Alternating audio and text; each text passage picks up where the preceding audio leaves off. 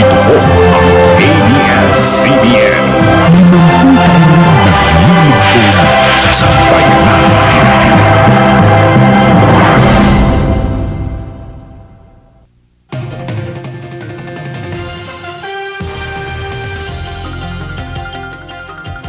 Narito na ang nagbabagang balita. Sa oras na ito, bibili ang Department of National Defense ng 12 jet fighters mula sa South Korea at 8 combat helicopter mula Canada para sa Philippine Air Force.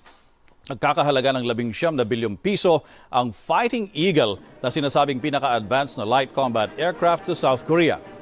Sa isinagawang paglagda ng kontrata sa Camp Aguinaldo, kasama ring bibilhin ang 8 combat utility helicopter na nagkakahalaga ng 5 bilyong piso.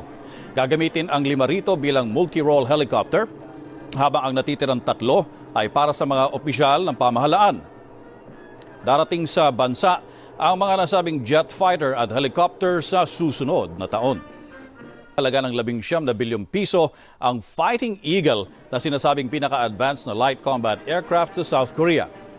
Sa isinagawang paglagda ng kontrata sa Camp Aguinaldo, kasama ring bibilhin ang 8 combat utility helicopter na nagkakahalaga ng 5 bilyong piso. Gagamitin ang 5 rito bilang multi-role helicopter, habang ang natitirang 3 ay para sa mga opisyal ng pamahalaan.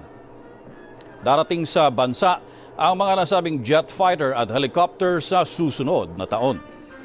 Halaga ng 19 bilyong piso ang Fighting Eagle na sinasabing pinaka-advanced na light combat aircraft sa South Korea. Sa isinagawang paglagda ng kontrata sa Camp Aguinaldo, kasama ring bibilhin ang 8 combat utility helicopter na nagkakahalaga ng 5 bilyong piso.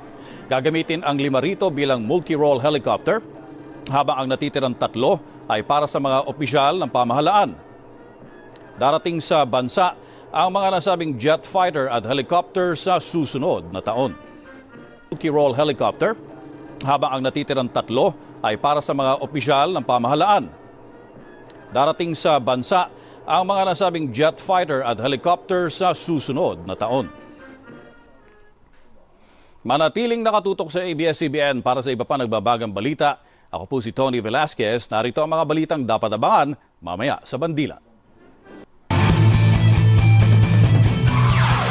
Testigo, umaming inutusan siya para siraan ang isang Deputy Commissioner ng Customs. LTFRB, nagbantang huhulihin ang mga driver na magtataas singil sa jeep sa Lunes. Tatlong hinihina ng carnapper, huli. At Ann Curtis, binirit ang Let It Go.